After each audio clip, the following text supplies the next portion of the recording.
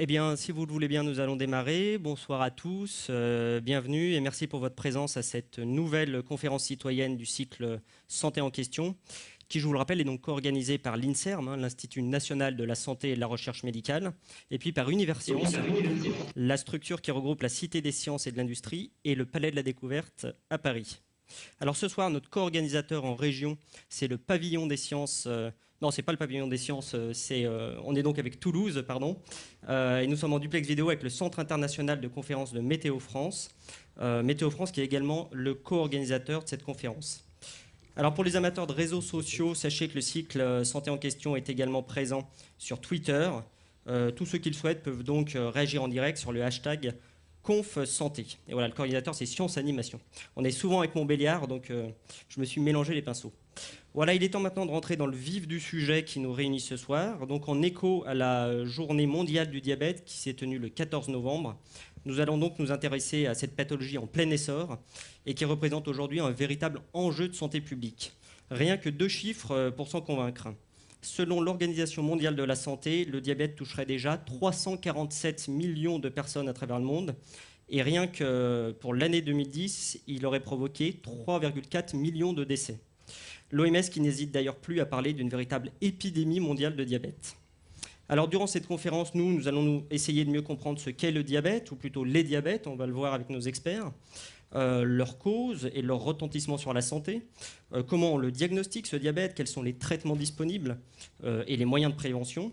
On s'intéressera aussi au vécu des personnes qui souffrent de diabète. Et puis bien sûr, nous aborderons les nouvelles pistes de traitement explorées par les chercheurs. Voilà, sans plus attendre, je vais donc tout de suite vous présenter nos 4 intervenants, qui ce soir sont tous des hommes. Mais je tiens à préciser que le cycle Santé en question respecte la parité, puisqu'à la dernière conférence, notre plateau était 100% féminin. Voilà, à Paris, nous avons donc avec nous Jean-François Gauthier, qui est le chef du service de diabétologie et d'endocrinologie de l'hôpital Lariboisière à Paris, hôpital dans lequel Jean-François Gauthier est également responsable du centre universitaire du diabète et de ses complications. Voilà, bonsoir à vous et merci d'avoir accepté notre invitation. Aux côtés du professeur Gauthier, notre deuxième intervenant parisien est Pascal Ferré, qui dirige une équipe INSERM qui travaille sur le diabète et sur l'obésité au Centre de recherche des Cordeliers à Paris. Pascal Ferré est également professeur à la faculté de médecine de l'université Pierre et Marie Curie. Voilà, bonsoir à vous également, merci de votre présence. Et puis à Toulouse, je ne sais pas si on va voir l'image parce que le duplex, on a fait des tests, c'est un peu difficile, mais j'espère qu'ils nous entendent. À Toulouse se trouvent nos 2 autres intervenants, donc Rémi Burcelin, qui est directeur de recherche INSERM à l'Institut des maladies métaboliques et cardiovasculaires, basé à Toulouse. Et puis enfin Gilbert Bayonne, qui préside l'Association française des diabétiques pour la région Midi-Pyrénées. Gilbert Bayonne est personnellement atteint de diabète de type 2 depuis 25 ans. Voilà, bonsoir messieurs et bienvenue à vous aussi, j'espère que vous nous entendez. Voilà, mais avant de donner la parole à nos experts, il ne vous aura pas échappé que notre cycle s'appelle Santé en question. Donc des questions, nous allons tout de suite vous en poser via un rapide petit quiz. Alors pour répondre à cette question, rien de plus simple, vous répondez avec les cartons rouges et bleus qu'on vous a normalement distribués à l'entrée de la salle. Voilà, la première question devrait donc s'afficher à l'écran si la technique veut bien nous la donner.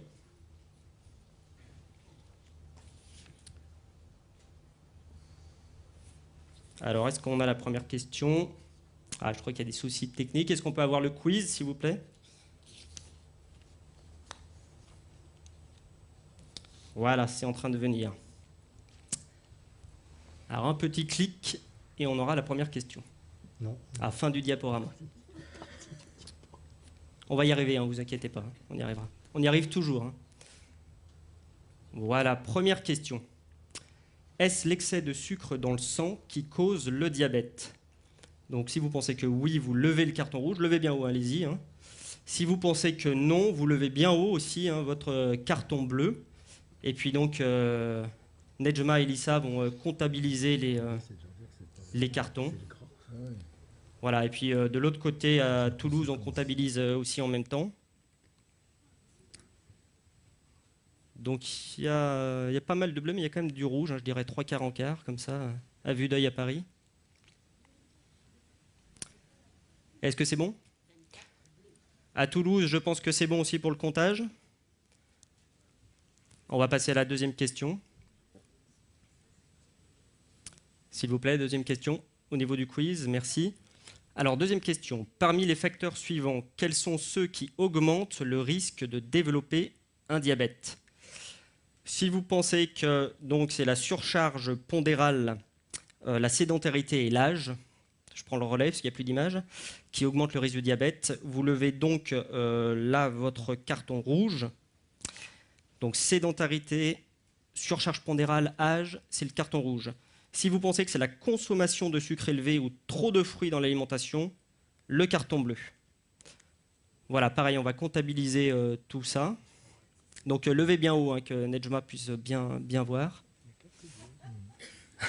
Ah, Nejma, il ne faut pas prendre un fou rire parce que faut qu'on arrive à comptabiliser. Hein. On donne les résultats à la fin. Alors, je pense qu'à Toulouse, le comptage est en train de se faire aussi. C'est tout bon? Oui, j'ai l'impression que c'est bon. Je pense qu'à Toulouse, ça doit être bon. On va passer à la troisième question, s'il vous plaît.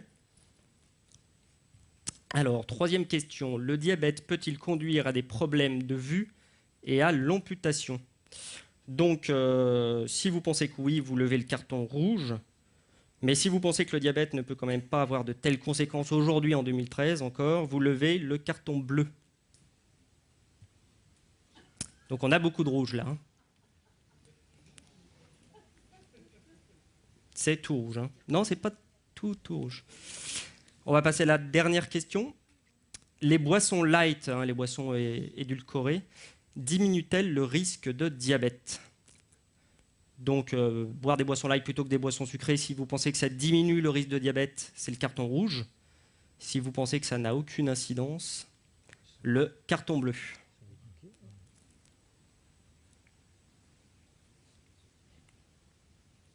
Voilà, on compte tout ça. Ce qui ne doit pas être facile, parce qu'en plus, il y a des spots qui gênent la vision de la salle. Mais j'ai l'impression que Nejma est concentrée et va y arriver. C'est tout bon?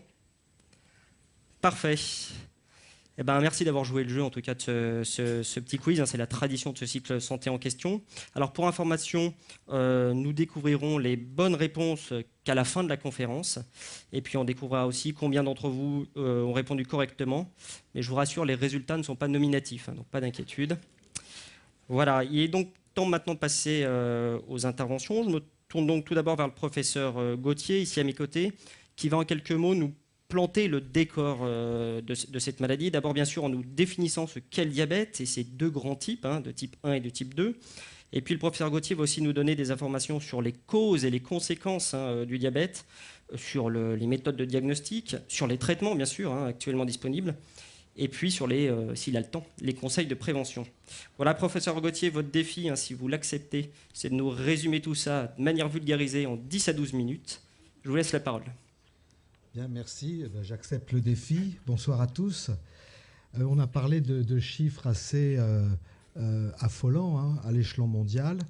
En France, juste pour vous rappeler qu'il y a à peu près 3 millions de diabétiques, que sur ces 3 millions de diabétiques, il y a 10% de diabétiques de type 1. Le diabète de type 1, vous savez, c'est ce qu'on appelait autrefois le diabète de l'enfant, hein, qui nécessite de l'insuline d'emblée. C'est une toute autre maladie. Le diabète de type 1, c'est une maladie auto-immune qui a... on pourra en discuter plus tard. Ce qui définit le diabète, c'est évidemment la concentration de sucre dans le sang. Hein, et vous savez que la concentration de sucre dans le sang, c'est 1 gramme chez un sujet non diabétique, grosso modo. Eh bien, lorsqu'on dépasse cette concentration de sucre dans le sang de manière chronique, supérieure à 1,26 g, eh bien, on est diabétique. Alors, c'est la concentration de sucre dans le sang qui définit le diabète, mais ce n'est pas le sucre qui est la cause du diabète. C'est une conséquence, hein, de la maladie. Dans le diabète de type 1, la maladie, elle est liée à une destruction auto-immune, c'est-à-dire que votre organisme considère que les cellules qui sécrètent de l'insuline, vous savez que l'insuline, c'est cette hormone qui permet de garder une concentration de sucre normale, malgré le repas, c'est-à-dire malgré l'ingestion de glucides, eh bien, votre organisme, l'organisme considère que ces cellules qui sécrètent de l'insuline sont étrangères finalement, et il y a une agression auto-immune, c'est-à-dire les globules blancs, enfin les lymphocytes, vont détruire ces cellules, ce qui a pour conséquence d'épuiser complètement la capacité de l'organisme à sécréter de l'insuline. Donc le sucre monte et les conséquences de l'hyperglycémie, si on ne fait rien, se voient. À part que dans le diabète de type 1, si le sucre monte trop, eh bien on peut aller jusqu'au coma. Il faut souvent agir très très vite. Dans le diabète de type 2, c'est finalement assez autre chose. C'est une maladie qui a une forte prédisposition génétique, c'est-à-dire qu'on est à risque de devenir diabétique de type 2 lorsqu'on a soi-même un papa ou une maman diabétique. Ce risque est assez élevé, de l'ordre de 30 à 40%.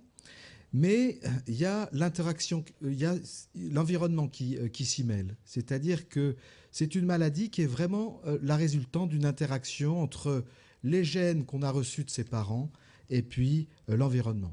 Et l'environnement, c'est quoi?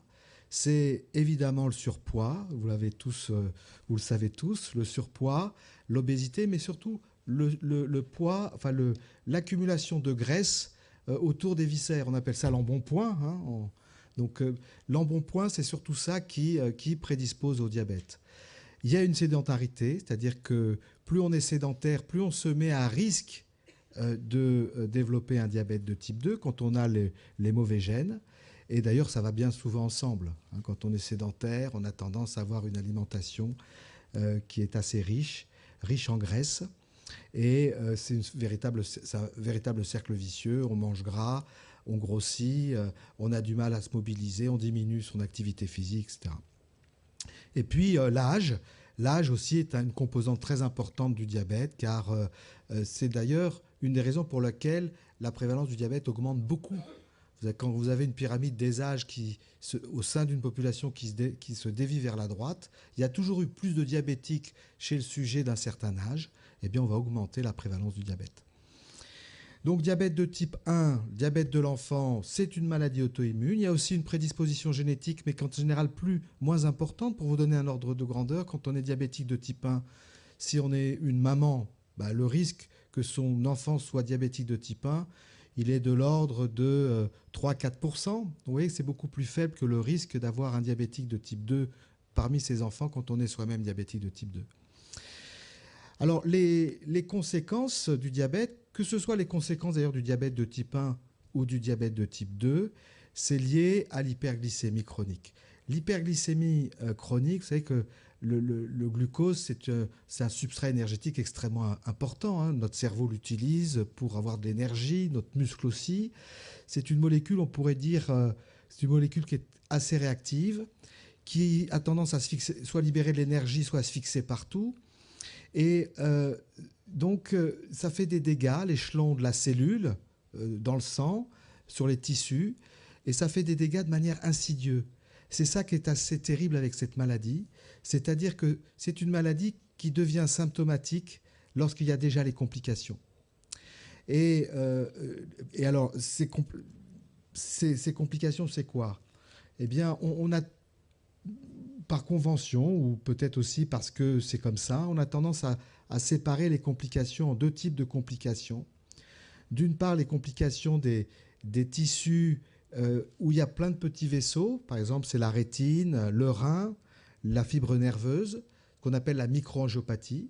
Je voudrais juste vous rappeler que le diabète est la première cause de cécité chez les individus âgés de moins de 60 ans. Après, maintenant, c'est la dégénérescence maculaire liée à l'âge. Ça reste la première cause de cécité. Le diabète, ça reste la première cause de mise en dialyse, donc d'insuffisance rénale terminale. Pour les nerfs, quand les fibres nerveuses sont touchées, eh bien, ça favorise une complication qui est redoutable pour nous parce que c'est un motif d'hospitalisation prolongée, c'est les plaies des pieds. Parce qu'en fait, on a une atteinte des fibres, donc on sent moins ses pieds. On peut marcher sur un oursin ou sur une punaise, faire une plaie. On ne sent pas que cette plaie est là, donc on la néglige. Et puis, elle va s'infecter parce que vous savez que les bactéries adorent le sucre si on n'est pas bien équilibré. Et si en plus on a une atteinte des gros vaisseaux dont je vais revenir tout de suite, eh bien, on peut avoir des infections qui s'étendent et qui nécessitent des amputations quand l'os est infecté. Donc ça, pour nous, c'est probablement un des plus grands postes de dépenses de santé à l'hôpital. Alors ça, c'est la microangiopathie. Puis la macroangiopathie, c'est les gros vaisseaux. C'est l'infarctus du myocarde, l'artérite des membres inférieurs. Vous savez que les fumeurs, un peu comme les fumeurs, vous savez, ont tendance à se boucher les gros tuyaux, les grosses artères qui vont aux jambes. Ça fait mal, ça empêche de marcher aussi. Et puis l'accident vasculaire cérébral. Bon, ça, c'est des complications qui sont évidemment dramatiques. Donc finalement, l'enjeu, c'est de traiter le diabète avant qu'il y ait les complications.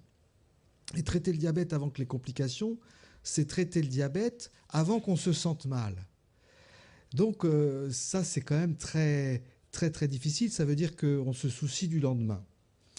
Pour le diabète de type 1, c'est assez simple puisqu'il faut avoir de l'insuline tout de suite parce que sinon l'hyperglycémie devient telle qu'on peut aller jusqu'au coma hyperglycémique et à la mort. Donc, pour le diabète de type 1, je dirais que le traitement initial, il est assez rapide, il est tout de suite efficace, les patients se sentent mieux. Pour le diabète de type 2, le pilier du traitement, eh bien, c'est modifier son mode de vie. C'est-à-dire contrôler son poids par une alimentation équilibrée. En fait, l'alimentation équilibrée qu'on recommande aux patients qui vivent avec le diabète, c'est ce que recommande l'OMS pour le tout à chacun. C'est pas manger trop gras, c'est-à-dire 30% de notre alimentation en graisse, manger suffisamment de protéines, 20%, et puis continuer à manger beaucoup de glucides, 50% de glucides. Et on a souvent l'erreur de dire, je suis diabétique, j'ai mon glucose dans le sang qui est trop élevé, je vais arrêter de manger des glucides. Mais ça, c'est pas bon du tout parce qu'il faut qu'on continue à alimenter nos muscles et notre cerveau en glucides. Donc il faut manger des glucides, mais des bons glucides, des glucides qu'on appelle lents, c'est-à-dire qui ne sont pas responsables de pics d'hyperglycémie tout de suite après l'ingestion. Donc c'est 50% de glucides, c'est 30% de protéines, 20% de protéines, 30% de lipides. C'est une alimentation équilibrée qu'on doit recommander au tout un chacun. Donc quand il y a quelqu'un qui devient diabétique dans une famille, il ne faut pas qu'il mange à part. Il rend service aux autres. Parce que je vous rappelle qu'en France, on a tendance à manger un peu trop gras. 40-45% de notre alimentation en France, c'est du gras. Et puis, c'est l'activité physique. Alors l'activité physique, c'est fantastique. C'est fantastique parce que ça a beaucoup de vertus. D'abord, ça aide le muscle à pomper le sucre en excès dans le sang. En plus, vous savez que c'est ce qui fait la gravité aussi du diabète de type 2 vis-à-vis des maladies cardiovasculaires, c'est qu'un patient qui est diabétique de type 2, il a souvent les autres facteurs de risque associés au diabète. C'est la pression artérielle qui est un peu élevée, c'est le taux de cholestérol ou les concentrations de triglycérides, c'est-à-dire c'est les graisses sanguines qui sont trop élevées et qui vont finalement s'unir avec le diabète pour beurrer les artères et faire en sorte qu'elles se bouchent et être responsable d'un infarctus du myocarde. Donc l'activité physique, c'est assez extraordinaire parce que ça fait diminuer la glycémie, ça améliore le bon cholestérol, ça le fait monter. D'ailleurs, en clinique, on le sait, quand on voit un patient qui a un HDL cholestérol, c'est-à-dire un bon cholestérol assez élevé, on sait qu'il fait de l'activité physique. Et puis ça diminue les triglycérides qui sont des mauvaises graisses aussi, qui sont en excès dans le sang. Pour la pression artérielle, quand elle est élevée, l'activité physique régulière aussi permet de mieux contrôler l'activité physique. Et puis il y a d'autres avantages de l'activité physique, c'est que c'est bon pour la santé, c'est bon pour le moral, c'est bon pour le look, ça fait diminuer un peu le gras du bide, ça ne fait pas maigrir hélas, mais puisque en fait on gagne du muscle, mais par contre ça permet d'avoir un embonpoint qui diminue. Donc l'activité physique est probablement un élément majeur dans le traitement du diabète de type 2. Et puis, alors c'est 30 minutes par jour, 30 à 45 minutes par jour de marche. de telle sorte que la marche soit assez rapide. Et puis, ensuite, il y a les médicaments, mais les médicaments, ils viennent loin derrière. Grosso modo, on a 2 types de médicaments. C'est des médicaments qui améliorent l'action de l'insuline, c'est la metformine. Et puis, on a des médicaments qui stimulent le pancréas pour sécréter plus d'insuline. Et puis, il y a l'insuline. L'insuline, il faut savoir que l'insuline, ça ne veut pas dire forcément qu'on a un diabète de l'enfant ou un diabète de type 1, puisque chez 25% des diabétiques de type 2, eh bien, on a un épuisement où les médicaments oraux deviennent un peu inefficaces. On ne sait pas bien pourquoi. Et le meilleur moyen de contrôler la glycémie dans ce cas-là, c'est l'insuline. Et je voudrais juste dire 2 choses pour terminer. C'est que, 1, l'insuline, c'est finalement le moyen le plus naturel de contrôler sa glycémie parce que c'est une hormone. Ce n'est pas un médicament, ce n'est pas de la biochimie, hein, c'est vraiment l'hormone humaine. Et puis la deuxième chose, c'est que l'insuline, ça ne veut pas dire que le diabète, il est plus grave. Ça veut dire que le diabète, il est résistant aux traitements oraux et que ce n'est pas du tout un critère de gravité. Voilà, je vais m'arrêter là, je crois que j'ai fait mes 10 minutes. Ah, c'est parfait. Je crois qu'on peut l'applaudir là, parce qu'il a balayé tout ce que je lui ai demandé de balayer. Et c'était parfait. Juste peut-être une petite précision. On a vu les différents types de diabète. Il y en a un dont on entend parler des fois, c'est le diabète gestationnel. Est-ce que vous pouvez nous en dire 2 mots? Oui, en fait, pour devenir diabétique, il faut avoir le pancréas qui ne fonctionne pas bien. Et pendant la grossesse, et il y a d'autres situations d'ailleurs où on observe ce problème, c'est que pendant la grossesse, vous savez que pendant la grossesse, au premier trimestre de la grossesse, la femme enceinte, elle est très insulinosensible. Elle va essayer de stocker le plus possible. Et puis, à partir du 2e trimestre, ce qu'elle va manger va être le plus possible dévié vers la circulation fœtale, parce qu'il a besoin, le pépère, il a besoin de nutriments pour se développer, pour grossir. Eh bien, il y a une insulinorésistance physiologique qui s'installe à ce niveau-là. C'est-à-dire que l'efficacité, la mère devient résistante à l'action de l'insuline. Et chez les gens qui sont prédisposés à faire un diabète, et par ordre de fréquence un diabète de type 2, eh bien, vont révéler un diabète à ce moment-là, c'est-à-dire à la 22e, 24e semaine d'aménorrhée, c'est au début du 2e trimestre. C'est ça ce qu'on appelle le diabète gestationnel. Et après l'accouchement, le diabète il disparaît, mais ça veut dire, quand on a fait un diabète gestationnel, que le risque de devenir définitivement diabétique à 10 ans est de 50%. Mais il n'est pas inéluctable. Si on fait de l'activité physique, si on contrôle son poids, on peut diminuer ce risque de 60% à peu près. Merci beaucoup. J'aurais une toute petite question, je suis désolé. Sur le diabète de type 1, effectivement, on voit que sur le diabète de type 2, on peut faire de la prévention. Sur le diabète de type 1, c'est inéluctable. Est-ce qu'il y a quand même des choses à faire? Non, malheureusement non. C'est une maladie, quand on découvre un diabète de type 1, c'est-à-dire quand il devient symptomatique, on a 90-95% de nos cellules qui sécrètent l'insuline qui sont détruites. Donc là, l'évolution est inexorable. Hein. Alors, quand il n'y avait pas l'insuline, ce qu'on faisait, on disait aux gens, vous mangez plus de glucides. Comme ça, on n'apportait plus de glucides. Alors, ils mangeaient gras, mais ça ne durait pas très très longtemps, malheureusement. Donc, c'est inéluctable. Merci beaucoup. Alors, je vais passer la parole, si ça marche, à Gilbert Bayonne à Toulouse, qui va nous livrer son témoignage très personnel en tant que malade atteint de diabète de type 2 depuis 25 ans. Alors, je ne sais pas si vous nous entendez, monsieur Bayonne, mais c'est à vous. Et je vous salue à tous. Donc, je suis diabétique de type 2 depuis plus de 25 ans maintenant. Ceci est la date de départ du traitement. En réalité, il avait été découvert 20 ans auparavant, lors d'une prise de sang. Donc je suis resté pré-diabétique pendant 20 ans, ce qui s'ajoute maintenant donc, aux 25 ans, date à laquelle j'ai démarré le traitement. Alors au début, moi aussi, j'ai cru que c'était une maladie qui n'était pas importante. J'ai cru que le diabète se guérissait, ce qui est faux bien sûr. On m'avait dit que j'avais un taux de sucre dans le sang un peu élevé. Voilà comment on me l'avait présenté. Et j'ignorais totalement finalement ce qu'était le diabète. et ses effets. Je n'avais pas d'antécédent familial connu à l'époque. Après, j'ai vu que mon père, à l'âge de la retraite, a développé un diabète de type 2 lui aussi, comme moi. J'ai cependant écouté les conseils préconisés par un médecin traitant, et à l'époque de mon prédiabète, donc je n'avais que 26 ans, j'ai perdu 15 kilos. Et bon, il faut savoir qu'à l'époque, j'en pesais entre 95 et 100. Et là, facilement, j'en avais perdu 15. Et en faisant des contrôles annuels, c'était à l'époque, on faisait des contrôles annuels dans ces cas-là, et en observant une certaine hygiène de vie, je n'ai pas eu besoin de traitement pendant 20 ans. Mais ce n'était pas suffisant parce que je n'étais pas observant, comment dire, totalement. J'avais une activité, j'étais sédentaire, ma profession ne m'obligeait pas à avoir d'activité physique, et moi je n'en faisais pas, je n'en pratiquais pas. Je le reconnais.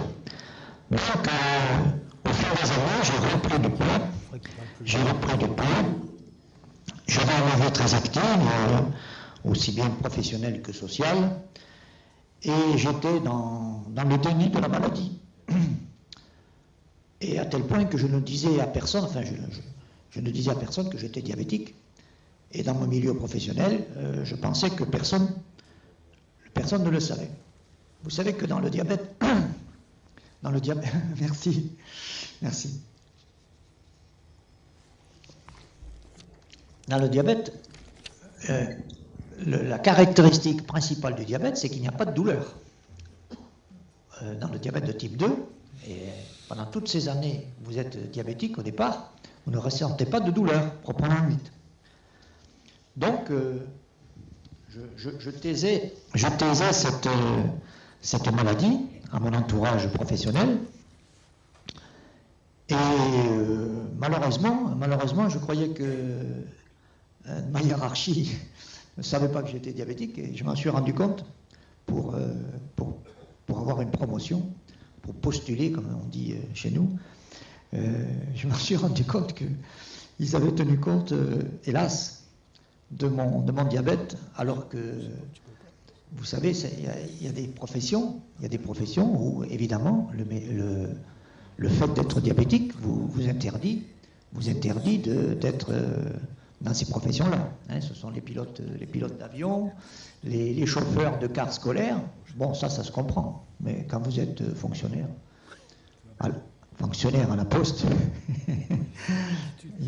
vous ne présentez pas un danger pour les autres si important que ça.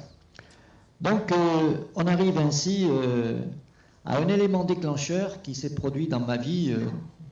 Ici, il faut raconter sa vie. On m'a dit, tu viens témoigner. Donc, dans ma vie personnelle, ma vie de couple, j'ai vécu ce que vivent d'autres couples, une séparation. Et tout cela ajouté aux problèmes professionnels que je viens d'indiquer. Donc, j'ai eu une période de stress très important. Et ça, c'est l'élément déclencheur qui m'a amené à avoir une poussée de diabète importante. Et donc, on m'a mis tout de suite, là je parle de 1988, donc il y a 25 ans, on m'a mis sous traitement oral les sulfamides, le diamicron, et puis ensuite, on a ajouté très vite après la metformine. Voilà. Alors, il faut dire que j'avais repris donc, les 15 kilos que j'avais perdus au départ, je les avais repris, et j'avais effectivement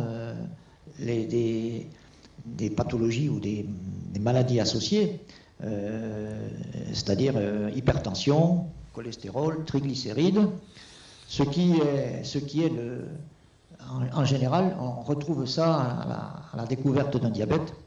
Et donc moi j'avais tout ça en même temps. Et alors là, donc, à partir de ce moment-là, il y a eu de ma part un changement d'attitude complet. En quelques mois, je me suis pris en main. J'ai décidé de parler de mon diabète partout, aussi bien autour de moi, au plan professionnel que familial. J'ai consulté un diabétologue, endocrinologue, qui m'a donné d'excellents conseils. Je suis allé à l'éducation thérapeutique, hein, à l'hôpital, et j'ai fait, à partir de ce moment-là, j'ai fait désormais attention davantage à ce qu'il y avait dans l'assiette. Et j'ai bougé régulièrement en faisant de l'activité physique au moins une demi-heure par jour. En fait, à ce moment-là, j'ai mesuré la gravité du diabète, le fait que c'est une maladie grave, chronique, avec des risques de complications, et j'ai compris aussi qu'il fallait être acteur de sa propre santé. Alors bien sûr, quand vous dites à votre entourage que vous faites attention, que vous avez cette vie, cette forme de vie, certains ne vous comprennent pas. Ils sont peu nombreux, ils ne vous comprennent pas toujours. Et la majorité, quand même, quand vous expliquez bien, on vous comprend. Alors bien sûr, j'ai fait la rencontre avec l'association des diabétiques, qui est dirigée par des patients, mais où il y a aussi des professionnels de santé. Hein. On ne vit pas en autarcie entre patients quand même. Hein. Mais cette particularité de cette association, c'est d'être donc majoritairement dirigée par les patients. Ça marche? Oui, bon. on vous entend bien. Excusez-moi. Et donc l'AFED, l'Association française des diabétiques, m'a particulièrement donc donné de bons conseils. Et aujourd'hui, je fais part à d'autres diabétiques, je fais part de cette expérience et j'anime cette association au plan de la région. Et le rôle d'une association de patients comme l'AFED est déterminant. Il permet de montrer qu'on n'est pas seul face à la maladie. Il permet de prodiguer des conseils utiles aux diabétiques et à leur entourage, parce que l'entourage est important, comme disait le professeur Gauthier tout à l'heure. L'entourage est important pour qu'ils puissent prendre en charge le diabète de façon collective, même dans la famille. Le but, c'est de devenir acteur de sa propre maladie. Ça permet d'orienter enfin vers l'éducation thérapeutique, d'où la nécessaire complémentarité des actions menées par les professionnels de santé, par l'assurance maladie avec son service SOFIA, et par les groupes de rencontres qu'organise l'association. Ici, dans la région, nous tenons ces groupes de rencontres de façon bien sûr ouverte à tous, gratuite. Tous les mois, les diabétiques viennent échanger leurs expériences, leur vécu, et c'est très profitable. C'est très profitable. On mesure au fil du temps. Ici, on l'a monté ça depuis 2008. Ça fait donc 5 ans, 6 ans, c'est la 6e année. On voit vraiment de bons résultats. Alors, on a beaucoup à faire. Hein. Il y a 120 000 diabétiques dans la région Midi-Pyrénées. Donc, si on en voit 500 par an, on a du temps avant. Et puis, comme il y a une prévalence de 5,5%, un peu moins dans la région Midi-Pyrénées qu'au plan national. Hein. On se porte un peu mieux, mais enfin, dans une épidémie comme celle-là, il faut relativiser tout ça. Hein. Donc voilà, je pense avoir résumé un peu quelle est la vie, le vécu, dans ces grandes lignes, d'un patient diabétique de type 2. Eh bien, voilà. Merci beaucoup à vous. Je ne sais pas si on m'entend, je crois qu'on peut l'applaudir aussi quand même, Gilbert Bayonne, pour ce témoignage très personnel. Je voulais faire rebondir le professeur Gauthier ou Pascal Ferry. C'est vrai que Gilbert Bayonne l'a mentionné à plusieurs reprises. Il a dit, moi, ce qui a été l'élément déclencheur, c'est le stress. Est-ce que ça, aujourd'hui, c'est vraiment une cause ou un facteur de risque ou que ce lien stress-diabète? Oui, on retrouve...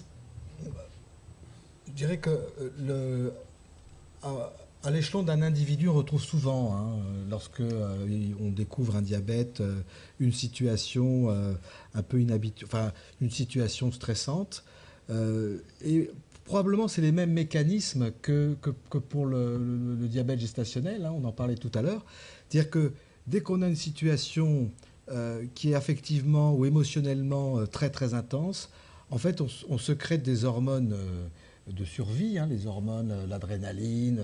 C'est l'adrénaline, c'est quand vous faites peur à quelqu'un, vous cachez derrière une porte et puis vous sursautez. Ça, c'est l'adrénaline. Le cortisol, eh bien, tout ça, ça inhibe l'action de l'insuline et probablement que le diabète en profite pour se révéler à ce moment-là, on retrouve. Et d'ailleurs, je fais une petite parenthèse, c'est quand même pas un hasard qu'on retrouve plus de diabète dans des situations de précarité importantes. Ce n'est pas un hasard qu'on retrouve plus de diabète chez les immigrants qui sont en situation sociale difficile. Donc je pense que le stress, il a probablement un rôle plus que majeur dans la révélation de la maladie, très très certainement. Là, on pourrait le rajouter dans l'environnement. On va modifier le quiz. C'est vrai que Gilbert Bayonne a aussi, il y a un autre élément moi qui m'a marqué, il a dit, ça m'a empêché au travail d'avoir une promotion. Bref, on sent qu'il y a un problème du regard des autres dans le mode professionnel. Parmi vos patients, est-ce que c'est des choses qui reviennent, ça? Oui, alors nous, on a quelquefois, on a un comportement, on nous demande quelquefois d'avoir un comportement schizophrène. Parce que finalement, le rôle du diabétologue avec ses patients, c'est de limiter la discrimination liée au travail. Bon, alors il y a des boulots qu'on peut discuter, mais conduire le TGV, aviateur, pompier, bon, des moments où là peut-être que c'est normal qu'il y ait quelques restrictions. Mais sinon, vous savez qu'il y a 25 ans, on ne pouvait pas être instituteur. Il y a beaucoup de métiers qu'on ne pouvait pas faire quand on était diabétique à l'insuline et qui maintenant, grâce aux efforts des associations, des professionnels de santé, eh bien, on est tout à fait admis. Mais prenez par exemple l'instituteur. C'est vrai qu'un instituteur, vous arrivez, c'est difficile de les contrôler parce qu'à l'idée que l'instituteur, il se dit à l'idée qu'il y a un enfant qui ramène à son parent, à son papa ou à sa maman, tiens, ma maîtresse, des fois elle prend du sucre, puis des fois elle fait sa piqûre avant le déjeuner, etc. Ça reste quand même, l'image du diabétique qui se pique reste quand même une image négative pour un employeur. Donc c'est... Bon. Et puis là où je dis qu'on était schizophrène, c'est que d'un autre côté, on ne peut pas accorder aux gens un statut d'adulte handicapé à cause du diabète. C'est-à-dire qu'on on peut pas faire les deux choses à la fois, il me semble. Alors, par contre, si, il y a des gens qui ont besoin du statut d'adulte handicapé, c'est les complications liées au diabète. Bien sûr, celui qui ne voit plus, celui qui est en dialyse, celui qui a une jambe en moins, bien sûr que là, qu'il faut se battre pour qu'il ait le statut handicapé. Et je pense que ça, c'est important de distinguer les choses. Merci beaucoup pour cette précision. Je me tourne maintenant vers Pascal Ferré, ici à mes côtés. Pour sa part, lui va nous lister les grands axes de recherche actuellement explorés pour développer de nouveaux traitements contre le diabète. Et vous allez voir que la recherche est assez dynamique quand même dans ce domaine. Donc Pascal Ferré, même défi, nous résumer toutes ces pistes de recherche de manière vulgarisée en 10 à 12 minutes. On va essayer. Bon courage. Bonsoir à tous. Donc je pense que Jean-François Gauthier vous l'a bien expliqué. Ce qui est important, c'est de combattre l'hyperglycémie, puisque l'hyperglycémie, c'est ce qui va provoquer la plupart des complications. Donc les médicaments actuels, ils font cela, que ce soit les médicaments qui permettent à l'insuline de mieux agir, ou les médicaments qui permettent au pancréas de sécréter un petit peu plus d'insuline. Quand il vous reste des cellules bêta, ce qui est le cas pour la plupart des diabétiques de type 2, eh bien, il y a des médicaments qui forcent la cellule bêta-pancréatique, celle qui permet de sécréter l'insuline, donc qui la force à sécréter. Alors, ça, c'est vraiment les deux grandes classes de médicaments qu'on avait à notre disposition. Et puis, plus récemment, il y a eu des médicaments qui sont comme des hormones, si vous voulez, de l'intestin. Parce que l'intestin, il joue un rôle très important pour prévenir notre pancréas en particulier qu'on est en train d'absorber un repas. Et donc, il va devoir sécréter de l'insuline. Donc, on a des hormones qui sont sécrétées par l'intestin au moment du repas. Alors, il y a une qu'on connaît bien qui est le GLP-1, par exemple. Et ces hormones vont donc agir sur le pancréas pour le faire sécréter. Donc il y a toute une classe actuelle de médicaments, alors on peut plus dire qu'ils sont vraiment nouveaux, mais qui ont été développés, qui ressemblent à ces hormones. alors on se les prend en général, malheureusement, ce sont des injections, mais qui vont aller faire sécréter également un petit peu plus d'insuline. Mais ça, c'est ce qui existe. Alors maintenant, dans ce qui va arriver, eh bien, il y a un certain nombre de médicaments qui sont tout près d'arriver. En particulier, un médicament qui vous fait faire pipi du glucose. Alors vous allez dire, mais c'est curieux ça, pourquoi? Comment c'est possible? Eh bien, vous savez que votre rein, il filtre votre sang pour éliminer les déchets. Mais quand il filtre le sang, le glucose, le sucre part également avec. Et il faut que ce sucre soit réabsorbé par le rein, parce que ce serait bête de perdre du sucre, qui est un carburant fantastique pour nos cellules. Par exemple, aujourd'hui, vous avez utilisé 180 grammes de glucose dans votre cerveau, ce qui est beaucoup. Donc il faut récupérer ce sucre. Alors, pour le récupérer, on a un transporteur de glucose, de sucre dans notre rein, qui va rechercher le sucre de l'urine et qui le remet dans le sang. Donc l'idée là était la suivante, pour faire baisser la glycémie. Je vous rappelle que le gros problème, c'est de faire baisser la glycémie. Eh bien, il y a eu des chercheurs qui ont eu l'idée de dire, mais si on empêche le sucre de revenir dans le sang et qu'on le laisse partir dans l'urine, on va baisser la glycémie. Donc il y a eu toute une série d'études sur ces médicaments qui, en France, n'ont pas encore l'AMM, je crois. Donc ça, c'est une première piste. Et puis, il y a eu une seconde piste. Vous savez que dans notre pancréas, le pancréas, il sécrète donc l'insuline. L'insuline, c'est cette fameuse hormone qui permet au sucre d'entrer dans nos cellules. Mais il sécrète également une autre hormone qu'on appelle le glucagon, qui est beaucoup moins connue du public. Et le glucagon, il a des effets antagoniste de l'insuline. Il s'oppose aux effets de l'insuline, en particulier au niveau du foie. Le glucagon, c'est ce que vous sécrétez quand vous êtes à jeun. Quand vous êtes à jeun, il faut quand même que vos cellules utilisent du glucose. Donc c'est votre foie qui produit du sucre à ce moment-là. Et c'est le glucagon produit par votre pancréas qui va permettre d'activer cette production de sucre. Donc c'est pas très bon chez un diabétique, parce que si votre foie se met à produire beaucoup de sucre, ça va renforcer l'hyperglycémie.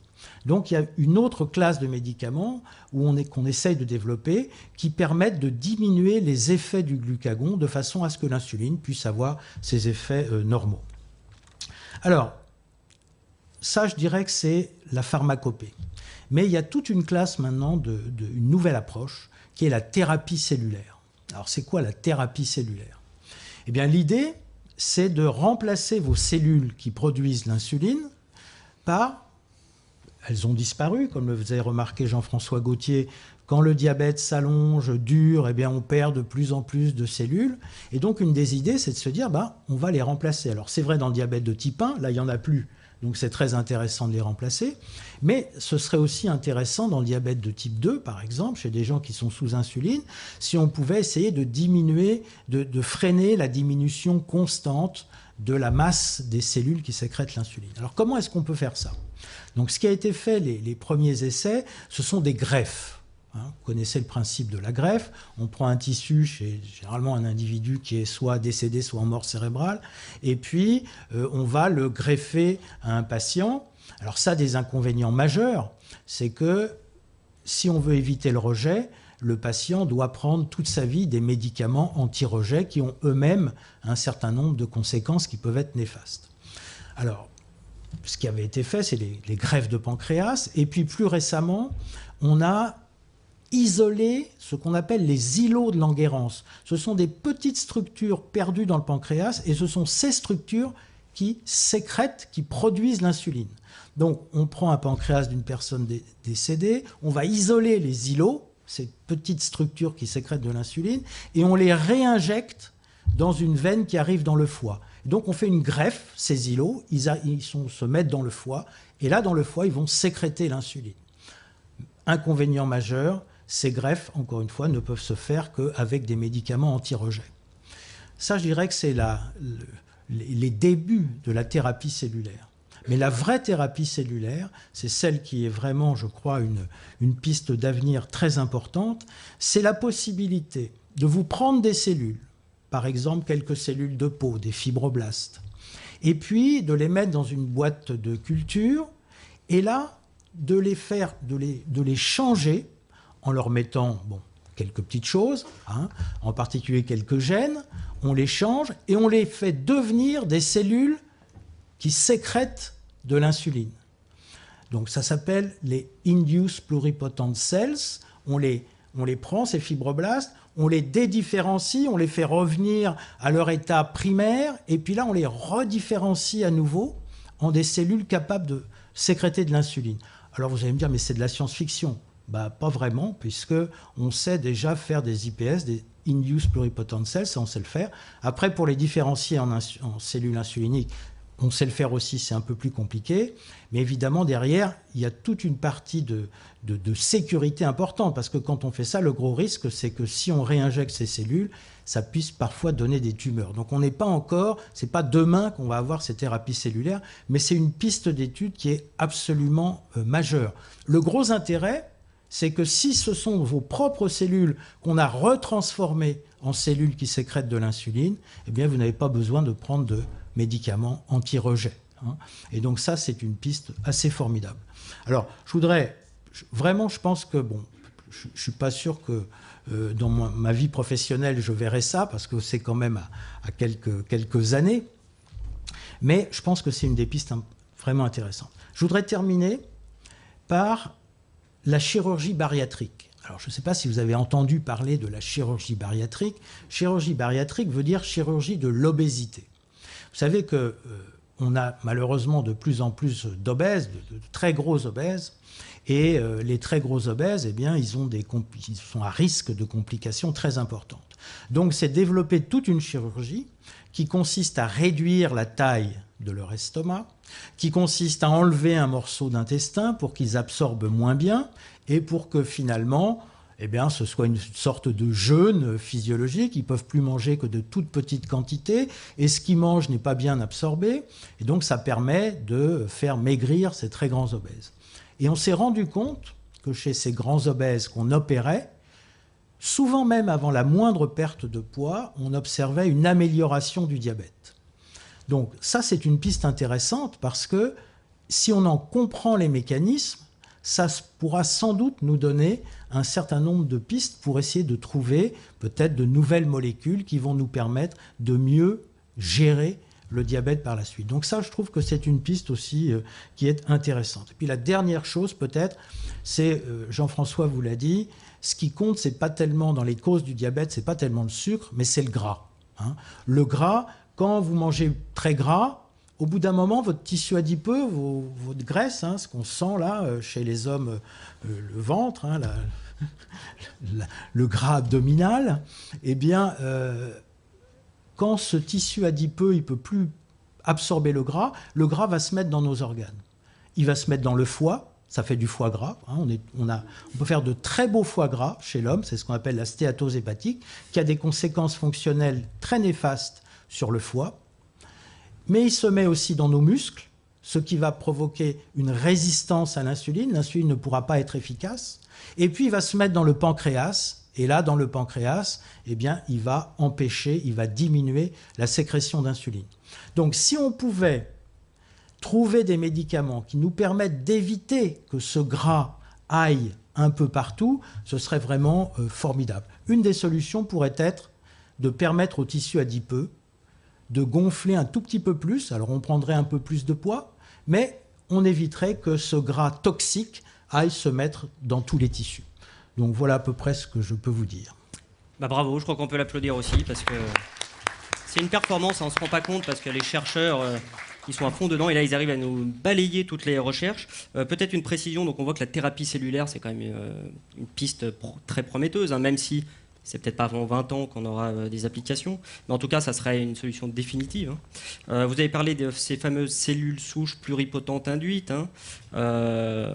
dont le but, si j'ai bien compris, c'est de les remettre à un état embryonnaire, puis ensuite de les redifférencier en cellules productrices d'insuline. Pourquoi pas prendre directement des cellules souches embryonnaires sur des... C'est un problème d'en avoir suffisamment, et puis il faut que vous ayez fait un bébé médicament. C'est-à-dire que vous pouvez, pour prendre ces cellules souches embryonnaires qui, une fois greffées, feront que vous n'avez pas quand même à vous donner des médicaments anti-rejet. Donc il faut que ce soit des cellules qui qui soient proches de vous.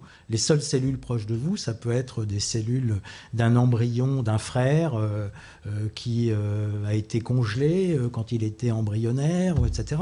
Mais c'est ça la vraie difficulté. Donc c'est pour ça qu'on ne peut pas développer ça de façon très importante. C'est très intéressant pour les recherches, mais on ne peut pas en faire un médicament. D'ailleurs, c'est régi par des règles d'éthique extrêmement strictes.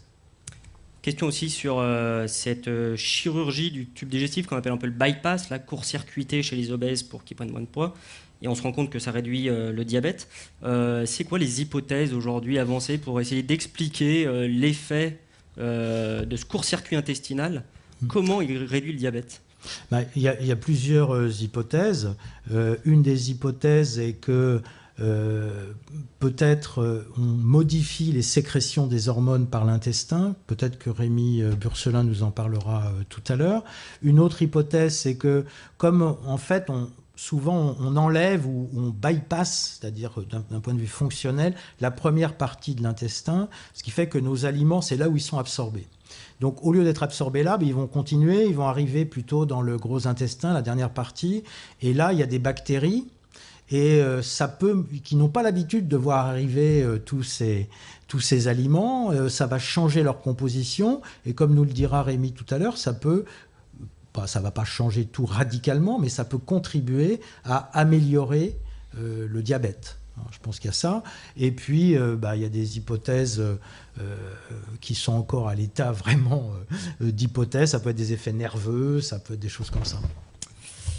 Peut-être un tout petit mot sur la vaccination, parce que ici on en entend parler. C'est autre chose. Ça, c'est pour le diabète de type 1.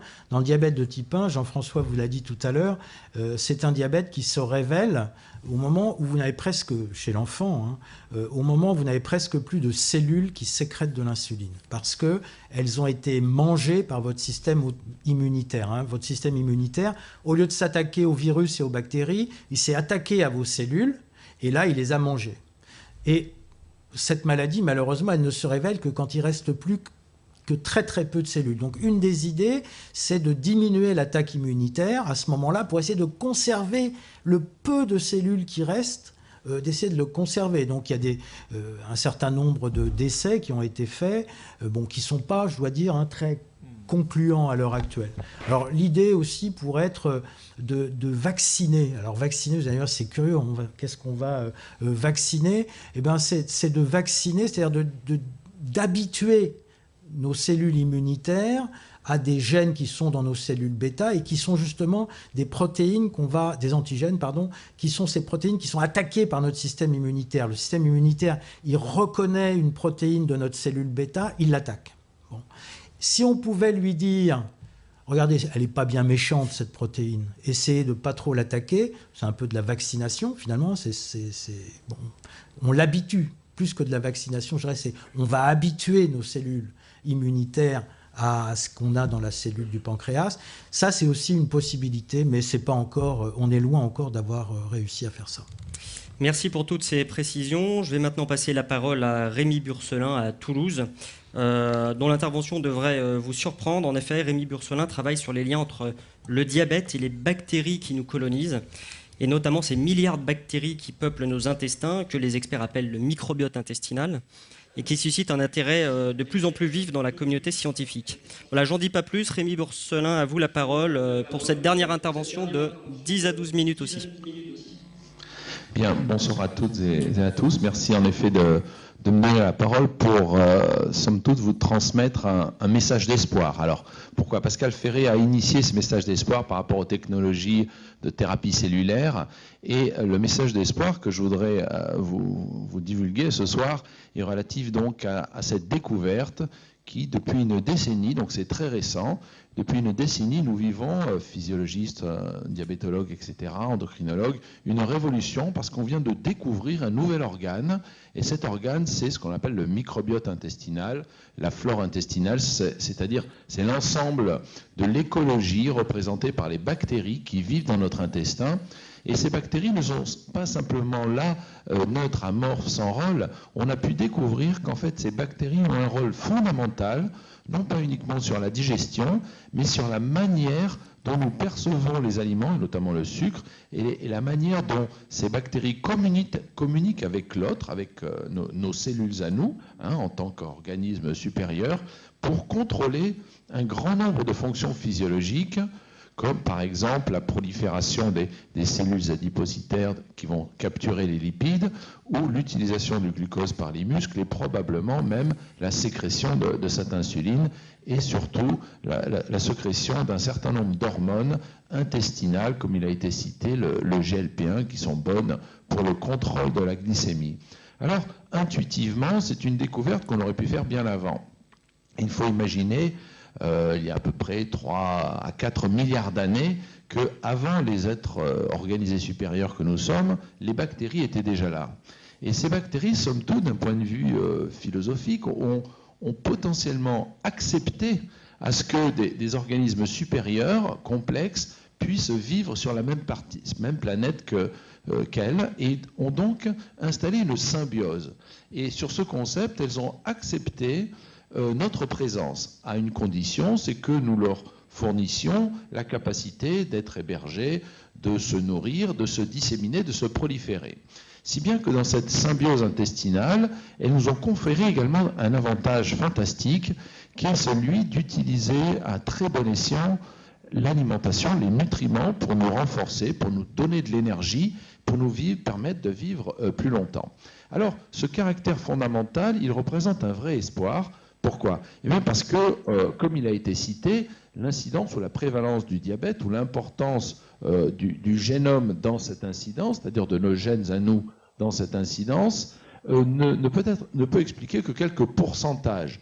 Alors Jean-François Gautier disait que quand on a des parents diabétiques, cette incidence est importante, elle représente à peu près 20 à 30%. Certes, mais il faut savoir quelque chose, c'est qu'à la naissance, nous avons récupéré les gènes de nos parents, bien sûr, mais nous avons aussi récupéré les métagènes, c'est-à-dire les gènes des bactéries qui nous colonisent, les bactéries intestinales pour l'intestin, les bactéries de la peau, etc. Et ces bactéries qui sont extrêmement plus nombreuses, dont le répertoire antigénique et génique est à peu près 100 à 500 fois supérieur à celui de nos cellules, ces gènes-là contribuent à contrôler la manière dont nous nous développons. Si bien qu'il y a à peu près une dizaine de petites années, je ne sais pas si on nous entend, mais... On vous entend très bien. Parfait. Donc il y a une dizaine de petites années, des chercheurs, notamment un consortium franco-chinois, a pu mettre au point un algorithme capable de séquencer l'ensemble de ces gènes et afin d'en comprendre leur fonctionnement. Ils ont établi alors un catalogue, c'est le consortium qui s'appelle Métaïd, et grâce à ce catalogue, ils ont pu dresser une carte d'identité. Chaque individu dans cette salle a une carte d'identité du microbiome, c'est-à-dire des gènes intestinaux qui habitent cet intestin, et cette carte d'identité est extrêmement personnalisée. Et on s'est aperçu qu'en fait, les patients obèses ou les patients diabétiques avaient une carte d'identité différente. Alors, c'est important parce que tout d'un coup, on s'est aperçu qu'on pourrait, puisque ça fait encore partie du futur, diagnostiquer l'obésité et le diabète, non seulement en pesant les gens, en mesurant leur glycémie, mais également diagnostiquer en quantifiant, en séquençant, en identifiant les bactéries qui colonisent l'intestin. Alors, par rapport au diabète et l'obésité, ce n'est pas extrêmement important, mais par rapport au prédiabète, c'est-à-dire à la prédiction que l'on pourrait faire pour un individu à devenir diabétique, finalement, on pourrait mettre en place un certain nombre de stratégies thérapeutiques préventives, bien en amont, capables de réduire l'incidence du diabète, simplement en réalisant la cartographie, la carte d'identité des bactéries du diabète. Ça, c'est la première incidence. La seconde incidence, c'est que l'on a pu commencer à réaliser des travaux au laboratoire démontrant que si l'on transfère le microbiote d'une souris obèse ou diabétique à une autre souris, on arrive alors à transférer la maladie. Mais on arrive également à faire le contraire. Si l'on prend le microbiote d'une souris saine que l'on a transmis à une souris qui devrait devenir diabétique, alors à ce moment-là, on va pouvoir prévenir le développement de ce diabète ou de cette obésité. Donc, on a un geste thérapeutique. Alors, ça recoupe un petit peu ce que l'on appelle les prés et les probiotiques, donc les bactéries qui actuellement colonisent les yaourts, qui sont mis dans les yaourts et dans d'autres aliments, un petit peu à l'aveugle, sans trop savoir en fait si elles ont une incidence sur la santé. On peut travailler maintenant sur des compléments alimentaires à la base de bactéries qui vont pouvoir protéger contre le développement, voire même infléchir le diabète une fois qu'il est établi. Alors, pour compléter ce message d'espoir, en fait, il faut considérer que ces bactéries sont, somme toute, pour notre organisme, on pourrait dire des antigènes. Certaines sont virulentes, ça ne concerne pas le diabète, mais on pourrait considérer que ces bactéries-là sont des antigènes qui pourraient être repérés par le système immunitaire. Alors, si bien que ce message peut s'adresser non seulement aux diabétiques de type 2 et aux obèses, mais également aux diabétiques de type 1, parce que le mot système immunitaire est important. Vous savez que, comme il a été mentionné, ces cellules bêta, des îlots de Langerhans, sont détruites par le système immunitaire. Eh bien, si somme toute, il existait des bactéries qui pourraient être impliquées dans la destruction du système immunitaire, parce que reconnues, la destruction des cellules bêta, pardon, parce que reconnues par le système immunitaire, on pourrait alors éduquer ce système immunitaire à reconnaître ces bactéries et à détruire les bactéries et non pas les cellules bêta sécrétrices d'insuline. Donc on a mentionné, Pascal Ferré a mentionné tout à l'heure la possibilité de vacciner. Et en effet, on approche maintenant une solution qui serait la vaccination, cette fois-ci, contre les bactéries qui sont capables d'induire le diabète de type 1. Donc ça, ces solutions sont en cours. Aujourd'hui, des démonstrations ont été faites. Il a été montré que chez la souris, le diabète de type 1 pouvait être au moins en partie dû à un microbiote intestinal déséquilibré et que la manipulation du système immunitaire spécifique de ces bactéries peut alors contrôler et réduire l'incidence du diabète de type 1. Il en va un petit peu de même pour le diabète de type 2, car des travaux très récents ont permis de mettre en évidence que ces bactéries intestinales sont capables de passer à l'intérieur de l'organisme quand, par exemple, on mange un régime trop gras. Si l'on mange un régime trop gras de manière chronique, l'intestin devient perméable et un certain nombre de ces bactéries transloquent dans les tissus, comme le tissu graisseux, vont informer les précurseurs des fameux adipocytes qui vont constituer la masse graisseuse principale de ce tissu et induire cette prolifération. Si bien qu'on a ce microbiome présent dans les tissus qui est également présent dans le foie et on pourrait alors le contrôler grâce à un contrôle par le système immunitaire. Si bien qu'on arrive à déterminer aujourd'hui que ces bactéries intestinales peuvent servir d'agents de diagnostic ou d'agents pronostiques du développement de la maladie. On peut donc les utiliser comme biomarqueurs afin de prédire qui va développer la maladie et donc enchaîner avec des stratégies thérapeutiques préventives. Ces bactéries sont des antigènes que l'on pourrait moduler grâce à la manipulation du système immunitaire et prévenir leurs effets délétères sur les îlots de Langerhans, sur le tissu graisseux, sur l'insulinorésistance, sur le poids, le stockage des lipides dans le foie et donc la stéatose hépatique.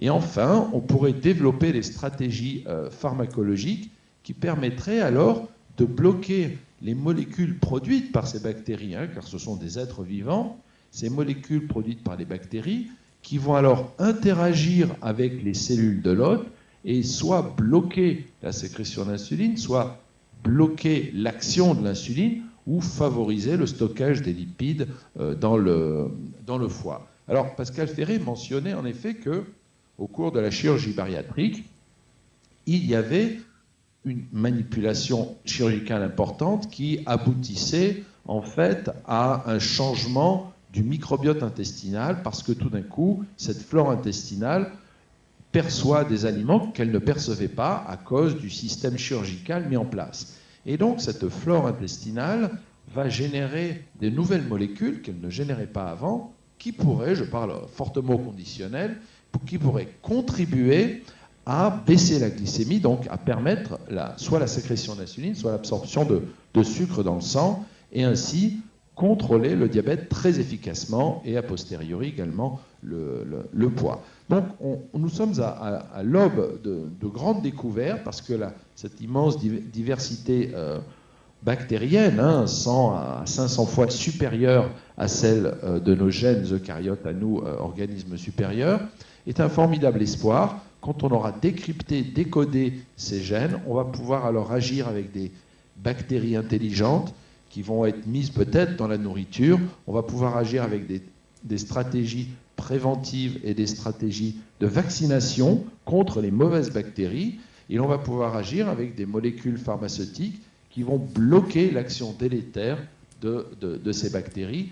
Et ainsi, on comprend mieux que dans une famille de patients obèses diabétiques, les enfants qui héritent des gènes, mais également des métagènes, les gènes d'à côté, pourraient expliquer cette incidence et probablement pourraient expliquer cette épidémie, voire cette pandémie, parce que le développement du diabète et l'obésité est mondial. Donc on est à l'aube, je pense, de grandes découvertes et de grands pas en avant. Ça faisait longtemps que ça n'était pas arrivé, je crois, en diabétologie. Voilà, donc je suis prêt à ouvrir la discussion avec vous. Ben merci beaucoup. Je sais pas, on peut l'applaudir aussi. On a senti toute la passion là sur ce nouveau sujet de recherche, le microbiote. Ce que je vous propose, c'est que le public vous pose des questions aux 4 intervenants. Donc il y a des micros à votre disposition normalement dans la salle, à Paris et à Toulouse. Alors je vois Nedjma qui arrive peut-être. Lisa aussi, tu as les micros. Alors, on cherche les micros. Il y a peut-être une première question à Toulouse, si on m'entend. J'ai l'impression qu'on a perdu la liaison. Allô, oui. Oui, allez-y, je vous en prie. Allez-y. Modératrice. Oui. Non, il n'y a pas pour l'instant de personnes qui souhaiteraient poser des questions. Ici, il y a une. Nous, on a une question. C'est la première, la plus difficile généralement, et puis après, ça s'enchaîne. Bonjour. J'ai entendu parler, moi, de mon côté, de l'insuline injectable. Je lis parce que c'est quand même insuline injectable engluée dans des nanoréseaux, et qui fait que quand on est en hyperglycémie, elles vont se libérer. Et puis quand on a une glycémie normale, elle resterait silencieuse. Alors, Monsieur Ferré et puis Monsieur Gauthier, comme vous avez parlé de l'avenir, est-ce que j'ai lu ça et j'ai rêvé? Ou est-ce que finalement c'est vraiment une piste scientifique, s'il vous plaît? Qui veut répondre? Professeur Gauthier. Vous parlez de ce qu'on appelle l'insuline intelligente. Alors, l'insuline intelligente, elle peut être à 2 niveaux. Soit elle est accrochée. Alors, on sait accrocher l'insuline à l'albumine. L'albumine, c'est une protéine. Il y en a beaucoup dans le sang, puisque c'est de l'ordre de 30 grammes, 30 à 40 grammes dans le sang. Et on sait accrocher l'insuline. Et là, l'insuline intelligente, ça serait qu'en fonction du niveau de glycémie, elle se décrocherait pour agir. Alors ça fait dizaines d'années que des gens réfléchissent là-dessus et on n'a pas encore trouvé la vraie insuline intelligente. Et puis après, il y a le deuxième aspect, c'est au niveau l'absorption intestinale. Alors, trouver des astuces pour que, peut-être avec les nanomolécules, que ça passe à travers la barrière intestinale, soit protégé, et puis qu'après, qu'elle fasse son boulot en fonction du niveau de glycémie. Là aussi, je pense que ce n'est pas forcément pour demain. Je ne sais pas si Pascal va dire un mot dessus. Je suis d'accord, je pense que c'est même loin d'être pour demain. Il faut quand même dire que de l'insuline intelligente, il y en a déjà. Alors peut-être pas qui répond au glucose, mais on sait par exemple maintenant, vous savez que l'insuline, on va dire, le pancréas, il le sécrète de 2 façons. Au moment du repas, lorsque vous absorbez du sucre, il y a un pic de sécrétion d'insuline. Et puis, tout au long de la journée, vous sécrétez un petit peu d'insuline en permanence. Et donc maintenant, on a des insulines qui sont modifiées. On a changé un petit bout d'insuline ici, on a rajouté un petit bout d'insuline là. Et ces insulines intelligentes, soit elles ont une demi-vie, c'est-à-dire un temps d'action très rapide, comme vous piquez, et dans l'heure ou les 2 heures qui suivent, ça fait comme si vous sécrétiez au moment du repas l'insuline. Donc c'est un pic d'insuline. Quand le repas est terminé, l'insuline est revenue à un niveau. Et puis, par contre, on a des insulines à demi-vie très longue, de l'ordre de 12 à 17 heures, par exemple, qui vont vous permettre, vous injecter une fois le soir, et ça va vous durer comme ça pour toute la journée. Donc, on peut essayer d'approcher au mieux ce que ferait notre pancréas, soit au moment du repas, soit entre les repas, avec ces insulines dites intelligentes. Est-ce qu'il y a une question à Toulouse? Ou toujours pas? Oui. Oui. Une question. Allez-y. Bonjour, Oui. merci. Oui. Je voulais savoir s'il y avait des recherches, et si c'était le cas, où est-ce qu'elles en étaient, sur le pancréas artificiel, en fait, puisqu'il y a une société qui fabrique un cœur artificiel, Carmat, je ne sais pas si vous connaissez, et je voulais savoir s'il y avait des entreprises qui travaillaient sur les pancréas artificiels. Qui veut répondre, professeur? Moi, je veux bien répondre. Alors, disons qu'il y a plusieurs aspects du pancréas artificiel qui sont parfaitement au point. On sait les pompes à insuline, c'est-à-dire qu'on sait perfuser de l'insuline de manière adaptée, avec plusieurs rythmes de base, en fonction de l'activité, etc. Bon, on peut faire des bolus, on a même des zappeurs. Ces pompes à insuline, elles peuvent être externes, c'est-à-dire reliées à la peau avec un petit cathéter, ou on peut même les implanter au niveau d'une veine du péritoine. On sait maintenant mesurer la glycémie au continu. C'est-à-dire qu'on a des capteurs de glycémie, des capteurs de glucose, un petit cathéter qu'on laisse sous la peau et qui est capable de vous estimer la glycémie toutes les 5 minutes. Alors le pancréas artificiel, c'est quoi? C'est ces capteurs qui mesurent le glucose toutes les 5 minutes, connectés à la pompe à insuline, et finalement une pompe à insuline qui va débiter l'insuline en fonction du taux de glycémie, enfin de la mesure de la concentration de glucose sous la peau. Et on a les deux paramètres le plus importants, c'est-à-dire la perfusion d'insuline et puis le capteur de glucose. Et ce qu'on essaye de mettre au point depuis maintenant, je dirais plus de 10 ans aussi, c'est l'algorithme qui permet d'adapter la perfusion d'insuline en fonction de la mesure de la concentration de glucose sous la peau. Et c'est pas si évident. Alors, les premières études, c'était le capteur, il était dans la veine jugulaire, c'était un peu compliqué. Maintenant, on a miniaturisé les capteurs de glucose. Indépendamment l'un de l'autre, ça marche très très bien. Il faut qu'on arrive à la connecter. Et ça, c'est un avenir assez proche, probablement assez proche. Ouais. Si je peux juste rajouter qu'une des difficultés dans la mesure de la glycémie, c'est que c'est l'endroit où on la mesure, parce que la glycémie, elle n'est pas la même dans le sang et au contact de vos tissus. Le sang, il a passé, le plasma a passé dans l'espace extracellulaire, etc. Donc, il y a des difficultés pour connaître exactement quelle est la glycémie sanguine circulante.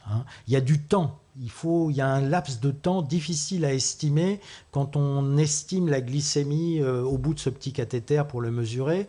C'est pas la vraie glycémie. Et c'est ça qu'on a du mal on a du mal à trouver une solution, un algorithme mathématique qui permet de relier la glycémie mesurée à ce qu'il faut débiter d'insuline. C'est pareil pour l'insuline. L'insuline, normalement, elle est délivrée dans le sang directement. C'est pas évident qu'on puisse laisser un cathéter en permanence dans une veine ou dans une artère. Donc c'est ça les difficultés, la raison pour laquelle on a du mal à trouver ces algorithmes. Est-ce qu'il y a une question à Paris? Oui. En fait, j'ai 2 questions. Donc, la première, concernant l'industrie pharmaceutique. Est-ce que l'industrie pharmaceutique va laisser se développer des solutions efficaces, sachant que en général il y a beaucoup d'industries autour des instruments de mesure de glycémie, autour des médicaments, de fabrication d'insuline, etc. Et la deuxième c'est concernant la nutrition. Donc de plus en plus de nutritionnistes déconseillent de manger des produits laitiers, le lait par exemple, parce que ils supposent que le lait a du mal à être digéré par l'estomac, et que à cause du lactose il me semble, voilà, et qu'en plus de ça il y a tous les produits laitiers en général vont apporter une flore intestinale, des bactéries qui ne sont pas ceux de l'organisme humain, c'est plutôt des bactéries qui viennent de la vache, ou on va dire au milieu du chèvre. Donc c'est ça qui est le principal facteur du développement on va dire, du diabète type 2. Qu'est-ce que vous en pensez? Alors sur la nutrition déjà Je pense que Rémi répondra à la deuxième question. Moi, je peux répondre à la première question sur finalement que fait l'industrie.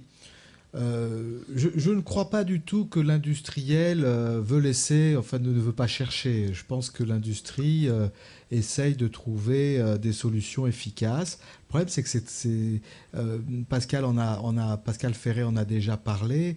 On a des voies de recherche possibles, mais c'est pas toujours très facile de mettre ça en place. Alors il y a des industriels qui sont très en avance sur la technologie, hein, ces lecteurs, ces capteurs de glucose, les pompes à insuline. En général, d'ailleurs, curieusement, c'est pas les mêmes. C'est pas les mêmes industriels qui font le médicament et c'est pas forcément les mêmes industriels qui font les nouvelles technologies. Mais je pense que non, ils cherchent. Hein. Ils cherchent. Sur la nutrition, sur le lait. La nutrition. Tu veux répondre, Rémi? Juste une remarque en fait par rapport à ça. Oui. C'est-à-dire effectivement il y a un conflit d'intérêts entre les deux. Il y aura toujours. C'est-à-dire certains veulent vendre des instruments donc du coup ça va à l'encontre du développement de solutions efficaces. Non mais on veut vendre des instruments, on veut vendre des médicaments d'insuline. Moi je m'insurge contre ça. Je pense qu'il y a des vraies indications de pompe, et des mauvaises indications de pompe. Je pense que les choix thérapeutiques, d'abord, il ne faut pas confondre, quand on traite quelqu'un, les buts et les moyens. Hein, souvent, d'ailleurs, on le confond parce qu'on se dit on va changer de moyen, donc on va trouver une solution. En fait, non, il y a des buts. Les buts, c'est de normaliser la glycémie. Les moyens, pour le type 1, puisque là, il s'agit surtout du type 1, c'est l'insuline, le type d'insuline, et puis la pompe à insuline sous-cutanée, après implantée, et le pancréas artificiel, et puis les greffes. Je pense qu'il y a des indications de chacun propre. Je pense que ce n'est pas la peine d'être traité d'emblée par pompe à insuline si on est bien traité et si les piqûres ne nous gênent pas. Par contre, un individu qui a besoin de plusieurs lentes, il a besoin d'une basale la nuit et puis d'une autre basale la journée, là c'est une indication, je dirais, à avoir la possibilité de modifier ces rythmes de base. Et donc il y a des vraies indications de pompe. Je pense qu'il y a de quoi nourrir tout le monde. Alors c'est vrai que chacun, quand ils ont trouvé quelque chose, essaye d'étendre un peu leurs indications, mais là, il y a le patient, il y a les médecins aussi, il y a les professionnels de santé. On n'est pas là aux bottes des industriels. On va faire répondre Rémi Burcelin sur la question nutrition. Oui, alors en effet, c'est une bonne question. Il faut bien voir que des bactéries, on en mange tous les jours dans les produits laitiers, mais pas que. Dans les légumes crus, on a beau les laver, rassurez-vous, il y a des bactéries partout. Elles étaient là avant nous, comme je disais, et on vit en parfaite symbiose. Je crois que le message est relativement simple, j'en ai deux. Le premier, c'est qu'on doit manger équilibré de tout, de manière très diversifiée, sans abus. Alors la personne qui a décidé de manger 1 kilo de yaourt par jour, parce qu'il y a des bactéries dedans et qu'elle imagine que ça va lui faire du bien, il est possible qu'au bout d'un moment, ça lui fasse du mal. Même combat avec le fromage, surtout avec le gras qu'il y a dans le fromage. Je crois qu'il faut manger de manière modérée de tout, y compris des aliments laitiers qui contiennent des bactéries. Alors la deuxième réponse, c'est que je crois qu'avec ces nouvelles découvertes relatives au séquençage des bactéries, du génome des bactéries, donc à cette cartographie, on va pouvoir commencer à comprendre quelles sont les bonnes des moins bonnes bactéries et éventuellement, potentiellement, faire des aliments intelligents, qu'ils soient à base de produits laitiers probablement, parce qu'intuitivement, c'est comme ça que ça commence à se faire. Mais une fois qu'on aura réussi à faire assez d'essais cliniques et assez d'approches nutritionnelles en identifiant ces bonnes bactéries, on va pouvoir démontrer, je pense, que pour des groupes de patients donnés avec des caractéristiques de diabète et d'obésité données, alors un groupe d'aliments intelligents à partir de bactéries, de probiotiques donnés, probablement mélangés avec un certain nombre de fibres, vont alors apporter un bénéfice important pour le traitement du diabète. Donc diversité dans un premier temps et dans un deuxième temps, réflexion autour de quels bons nutriments, quelle bonne composition probiotique pour quel groupe de patients. Oui. Est-ce qu'il y a une question à Toulouse? Non, mais je vais peut-être en poser une du coup. Allez-y. Je me demandais, est-ce que toutes les personnes en forte surcharge pondérale, donc les personnes obèses, en fait, fortement obèses, ont développé un diabète? Et sinon, qu'est-ce qui explique le fait qu'on peut à la fois, que des personnes fortement obèses n'ont pas développé ce diabète? Qui veut répondre? Je veux bien, Pascal Ferry. Je veux bien répondre. En fait, pour développer un diabète, vraiment le primum movens, vraiment ce qui déclenche le diabète, c'est le fait que votre pancréas ne sécrète plus assez d'insuline. Alors, quand vous êtes très obèse, vous avez du gras un peu partout dans vos tissus, etc. Donc, vous diminuez l'efficacité de l'insuline. Mais tant que votre pancréas peut compenser cette diminution d'efficacité par en sécrétant plus, vous ne serez pas diabétique. Ça, c'est une première réponse. La deuxième réponse, c'est que non, tous les obèses ne développent pas le diabète, heureusement, parce que là, ça deviendrait grave. Mais il y a des obèses qui peuvent développer de façon importante leur tissu adipeux, qui ont une capacité à différencier des adipocytes, c'est-à-dire à faire des nouvelles cellules qui contiennent le gras, qui est très importante. Donc, ces obèses, ils vont mettre le gras dans ces cellules adipeuses, mais ils ne vont pas aller le mettre dans le foie, dans le pancréas, etc. Donc la propension à pouvoir expandre son tissu adipeux est très importante. Et d'ailleurs, un des médicaments qui a été retiré du marché en France, qui étaient les agonistes, qu'on appelait les agonistes PEPAR, un de ses effets était de faire différencier du tissu adipeux. Donc vous aviez la capacité de faire des nouvelles cellules qui pouvaient se gorger de gras et aller pomper le gras qui, au lieu d'aller dans les muscles et dans le pancréas, eh bien, allait dans ces nouvelles cellules. Donc voilà, je pense, une des raisons pour lesquelles il y a des obèses. S'ils ont un excellent pancréas, il n'y a pas de raison qu'ils deviennent diabétiques. Et puis, s'ils ont une propension à bien développer leur tissu adipeux, ils vont mettre le gras dans le tissu adipeux et pas dans les tissus. Voilà une explication très claire. Est-ce qu'il y a une question à Paris encore? Oui. Oui, bonsoir. Par rapport à ce que je viens d'entendre, notamment à la direction qui est prise par rapport aux interventions sur le périmètre digestif, divers et variés, je me demandais ce que vous pensiez du jeûne et de ses effets sur le diabète, donc du jeûne, pas forcé, mais volontaire, dans certaines conditions. Ça, c'était ma première question. Et j'en avais une deuxième. Quels sont les effets, ou est-ce qu'il peut y avoir des effets de variation importante de la glycémie sur une journée ou sur une certaine période? Alors sur le jeûne, peut-être d'abord?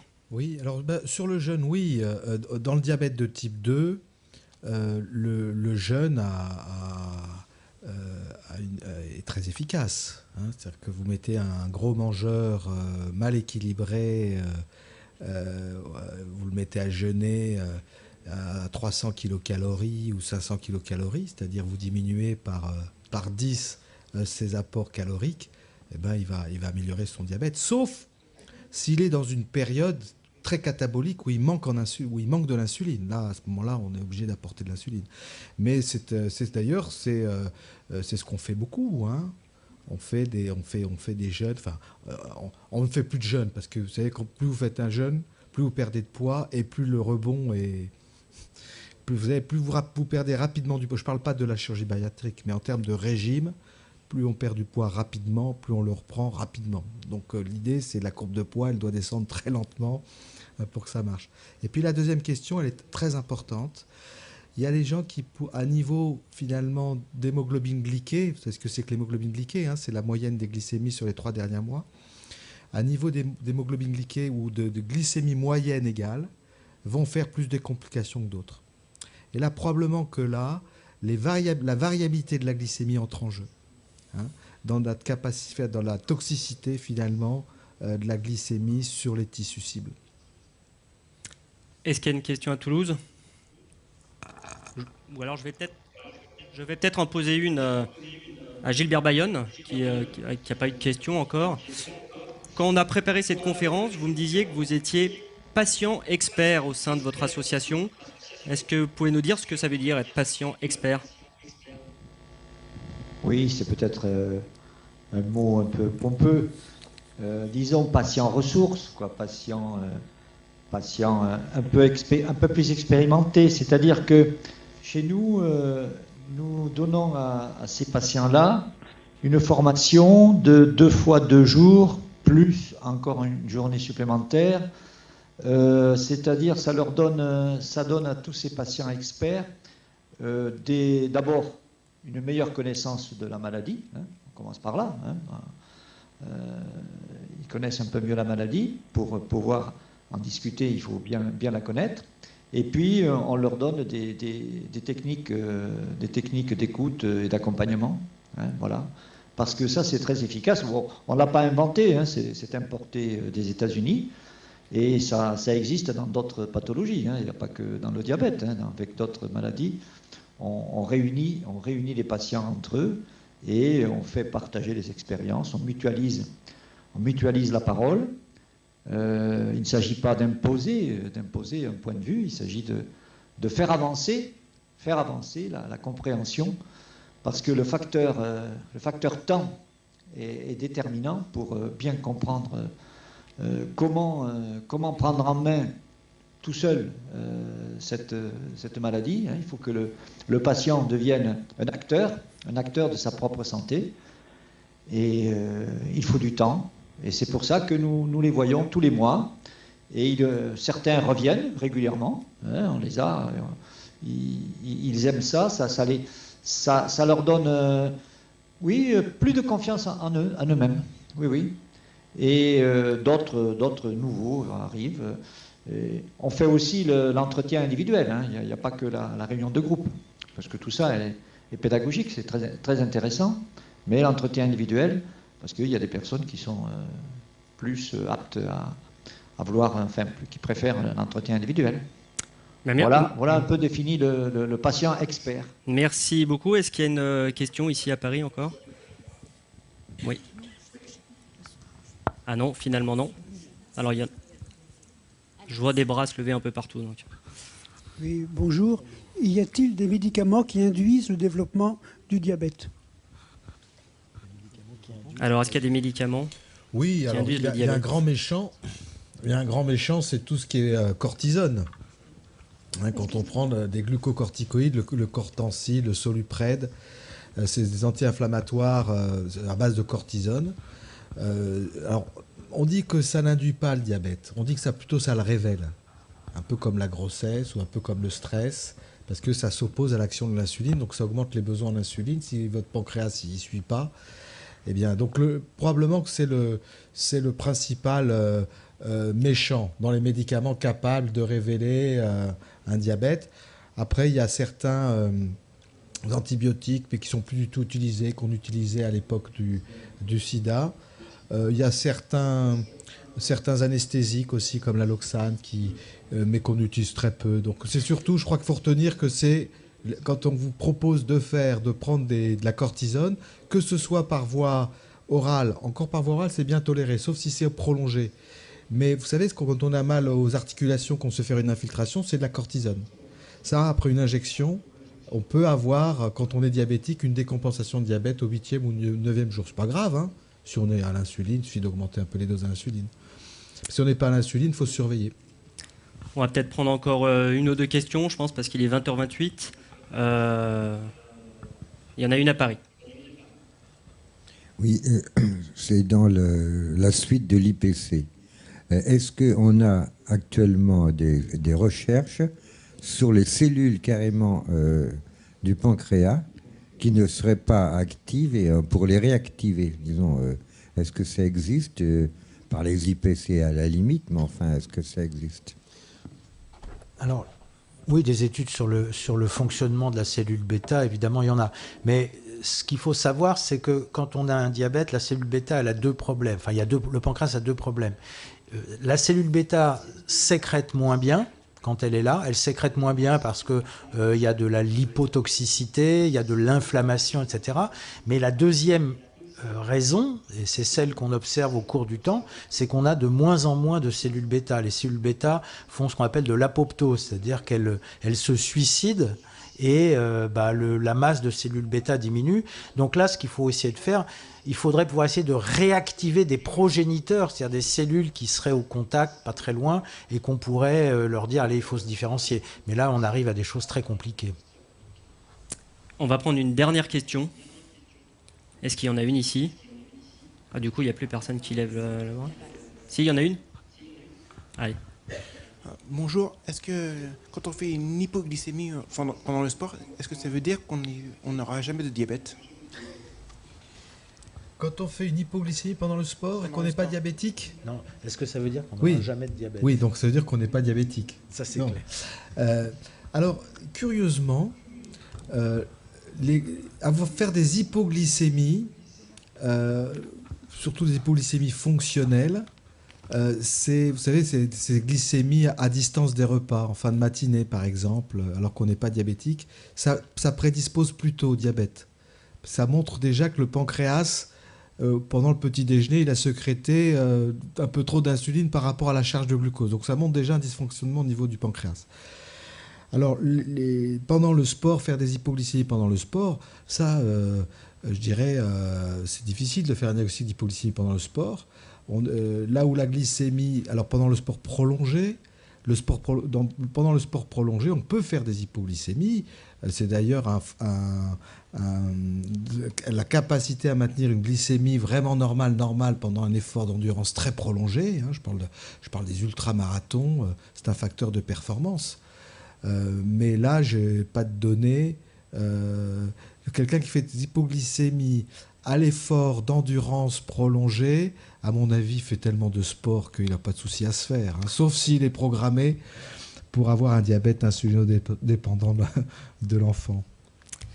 Merci à tous pour tous ces échanges. On va découvrir les bonnes réponses au quiz quand même, auxquelles vous avez participé. Donc si la technique peut nous envoyer les bonnes réponses. Sachez que si vous avez d'autres questions, vous pouvez les poser sur le blog de la conférence. L'adresse est dircom.inserm.fr. Et puis sur ce blog, vous pouvez aussi consulter des informations pratiques, accéder à des ressources documentaires sur le sujet, ou bien encore revoir la conférence. Donc voilà, je pense qu'on va voir les bonnes réponses, peut-être les pourcentages déjà de bonnes réponses. Alors, question 1, 50%, 80%, 100%. Donc c'est sur la question 1 que ça a été plus partagé. Alors on va découvrir les bonnes réponses, s'il vous plaît. Alors, est-ce l'excès de sucre dans le sang qui cause le diabète? La bonne réponse était non, puisque l'excès de sucre dans le sang est une conséquence du diabète et non sa cause. Vous confirmez? On ne s'est pas trompé? Tout à fait. Je pense que la cause pour le diabète de type 2, c'est beaucoup plus le gras que le sucre, c'est clair. On va passer à la deuxième question. Donc, quels étaient les facteurs parmi ceux qu'on vous proposait qui augmentent le risque de développer un diabète? Donc, la bonne réponse était surcharge pondérale, sédentarité et âge, ça a été dit. Et par contre, alors oui, la consommation trop élevée de sucre et de fruits, mais surtout sucre, c'est pas un facteur de risque. Vous le confirmez? Ça dépend des sucres, en fait, les sucres raffinés, peut-être plus que. C'est-à-dire que on n'a vraiment aucune donnée. On a des données globales finalement, mais on n'a pas de données montrant qu'un excès de sucre, de glucides, de sucre, prédispose au diabète. Ce qu'on sait, c'est qu'on a des populations à fort risque, et dans ces populations à fort risque, où ils consomment du gras, beaucoup de gras, et en plus, quand ils consomment des glucides vraiment raffinés, c'est-à-dire des glucides dextrose ou de la farine fine, mais ça va, je dirais, dans le sens d'une alimentation hyperlipidique. Donc il ne faut pas avoir peur des glucides. Alors c'est vrai que quand on a préparé cette deuxième question, on l'a beaucoup modifiée. Et au départ, on avait mis parmi les bonnes réponses, comme donc facteur de risque de développement de diabète, on avait mis le tabac. Et puis, je crois que c'est Pascal Ferré qui nous dit peut-être pas, parce que c'est un facteur de risque plus de complications cardiovasculaires. Est-ce que vous pouvez nous le... Oui, il y a quand même des données épidémiologiques qui montrent un lien entre tabagisme et diabète, mais ces études épidémiologiques, on ne sait pas quoi en faire. Il y a peut-être aussi un facteur stress, un facteur confondant intermédiaire. Mais il y a quand même, c'est comme pour le café. Il y a le café serait plutôt protecteur, le tabac serait plutôt, je dirais, négatif. Mais tout ça, c'est des grandes études épidémiologiques qui ne reposent pas sur des études mécanistiques, quoi. Et l'alcool? Oh, l'alcool, c'est bon l'alcool. Non, l'alcool, il n'y a pas de choses sur... Il y a deux choses avec l'alcool. Je m'excuse, je prends la parole, mais l'alcool, ça peut donner le diabète quand on en boit tellement qu'on a la pancréatite chronique. Hein. Ça, le pancréas, il est HS et on va faire un diabète pancréatique. Mais en dehors de ça, l'alcool, non. Ce que l'on sait, c'est que l'alcool, par contre, c'est pas très bon pour le foie avec la stéatose et c'est pas très bon pour la pression artérielle. Hein. L'alcoolisme chronique augmente la pression artérielle. Juste un détail aussi, il y a quelque chose qu'on a enlevé, qu'on voulait mettre comme mauvaise réponse, donc non facteur de risque, c'était l'environnement géographique. Et puis là aussi, en regardant un peu la documentation, on s'est rendu compte qu'il y avait un gradient nord-sud du diabète, autrement dit peut-être plus de diabétiques dans les pays du nord que du sud. Vous pouvez nous dire deux mots là-dessus aussi? Dans le type 1, il y a un gradient, c'est sûr. Plus on monte vers le nord, plus les populations, l'incidence du diabète est élevée. Et plus on descend vers le sud, moins c'est élevé. Et puis il y a on raconte toujours la poche des Sardaignes, l'incidence du diabète type 1 aux Sardaigne est proche de ce qui se passe en Scandinavie. Et ça rappelle que les Vikings ont envahi la Sardaigne et ont laissé quelques chromosomes, leurs gènes, et en particulier les gènes de prédisposition au diabète de type 1 liés au système HLA de classe 2. On va prendre la bonne réponse à la troisième question, s'il vous plaît. Donc le diabète peut-il conduire à des problèmes de vue et d'amputation? Là, ça a été dit, oui, effectivement. Et puis, je crois que vous avez précisé que c'est la première cause de cécité en France chez les moins de 160 ans. Oui. Et la première cause d'amputation hors accident? Oui. Oui. Oui. Première cause d'amputation hors accident. Et puis enfin, la dernière question. Donc les boissons light diminuent-elles le risque de diabète? Alors là, c'est un peu aussi discuté. Nous, on pense que la bonne réponse, selon une étude qui a été menée par des chercheurs de l'INSERM, c'est non, et que même au contraire, ça augmenterait, une étude épidémiologique montre que ça augmente le risque de diabète. Là, est-ce que vous pouvez dire ce que vous en pensez, parce qu'on en a beaucoup discuté là aussi? Vas-y. C'est une question un peu vicieuse, hein, ça. Je pense qu'on ne peut pas quand même négliger les boissons light chez quelqu'un qui veut contrôler son poids et qui est un grand consommateur de soda. Je crois que quelqu'un qui boit, il y en a, hein, surtout chez les jeunes. Hein, il y a des jeunes qui boivent 2 litres par jour de Coca-Cola ou de soda. Et c'est vrai que là, c'est intéressant d'utiliser les boissons light. Mais en termes de prévention de diabète, c'est zéro. Mais on peut se dire quand même de manière indirecte, si ça aide à contrôler le poids, peut-être que... mais en réalité, je crois que ça n'a jamais été démontré qu'avec les boissons light, on perdait plus de poids que dans un contexte d'alimentation équilibrée. Hein. Voilà, donc c'est un peu bizarre. Chez l'animal, Pascal peut dire un petit peu un mot. Ces produits, on peut avoir des effets paradoxaux sur l'appétit, en particulier sur la prise de glucides. Et donc c'est un peu à confirmer tout ça. En tout cas, merci pour toutes ces précisions à chaque fois sur les bonnes réponses. Pour conclure, une rapide information pour vous dire que la prochaine conférence Santé en question se tiendra le jeudi 6 février à 19h ici même. Elle sera consacrée aux nouveaux espoirs dans la lutte contre le cancer et nous serons en duplex avec Montbéliard. Cette fois, je ne me trompe pas. On compte donc sur vous. Voilà, merci à tous pour votre participation à Paris et à Toulouse. Merci aussi aux partenaires du cycle Santé en question. La recherche, la mairie de Paris, pourquoidocteur.com et la Casden Banque Populaire. Merci aux équipes organisatrices à l'INSERM et à Universcience, avec une pensée particulière pour Anaïs Petit, qui n'a pas pu être à nos côtés ce soir pour l'organisation.